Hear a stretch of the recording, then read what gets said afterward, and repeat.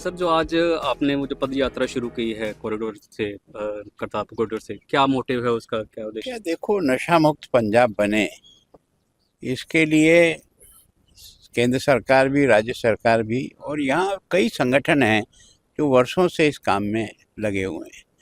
लेकिन समस्या जो है वो गंभीर रूप लेती जा रही है।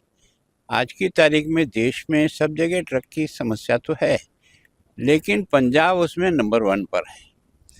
इसको समाप्त करने के लिए या इसमें सफलता अर्जित करने के लिए केवल सरकार और कानून काम नहीं कर पाएगा। जनता भी अगर उसके साथ जुड़ेगी तभी जाकर के इसमें सफलता। मैंने प्रयास किया कि सब लोग साथ मिलकर के इसके खिलाफ जन जागरण करें और लोगों को जोड़ें। तो मैं पहले भी खुशवंत सिंह जी के साथ 2 दिन पैदल यात्रा में उनके साथ रहा था, तो मुझे पता नहीं था कि कौन सी जगह है, क्या कि मैं नया था। लेकिन उस दिन मेरे 2 दिन चलने के बाद लगा कि नहीं, मुझे भी इस बारे में जनता के बीच जाना चाहिए।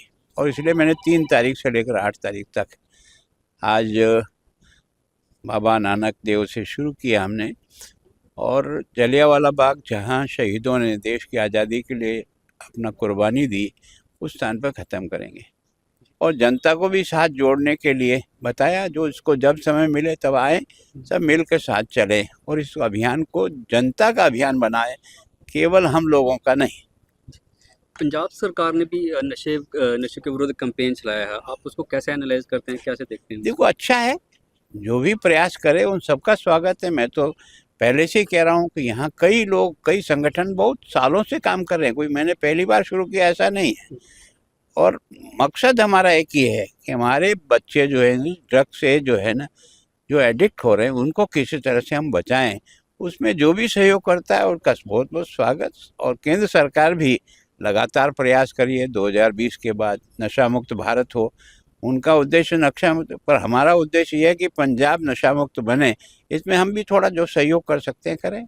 एक सबसे बड़ी जो चैलेंज, जो प्रॉब्लम रही है, वो ड्रोन्स की रही है, जिसके थ्रू यहाँ पे स्मगलिंग होती है। पंजाब गवर्नमेंट ने भी अभी एक कुछ फंड्स इसके लिए एलोकेट किए हैं, और सेंट्रल गवर्नमेंट की तरफ से भी जो कुछ बीएसएफ को दिए गए हैं देखो, एंटी क्या ड्रोन है कि सिस्टम। पहले आते थे बड़े ड्रोन, वो क्या है, दिख जाते थे तो उनको मार गिराना आसान होता था, पर वो बहुत कॉस्टली होते थे। तो पाकिस्तान ने सोचा कि इतने महंगे ड्रोन में भेजना अब बेकार है, बहुत पैसा भी बर्बाद होता है, फ़ायदा नहीं। तो फिर उन्होंने छोटे ड्रोन बनाने शुरू किए, और छोटे ड्रोन ऐसे बनते हैं जिनकी आवाज़ तो पता लगता है लेकिन विजिबल नहीं होता है। अब उसमें जनता ही सब मदद करती है। हमारी सफलता का राज अगर कोई है तो जनता स्वयं है।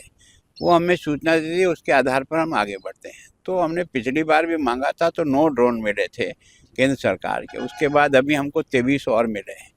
फिर पंजाब सरकार ने भी अपना बजट रखा है।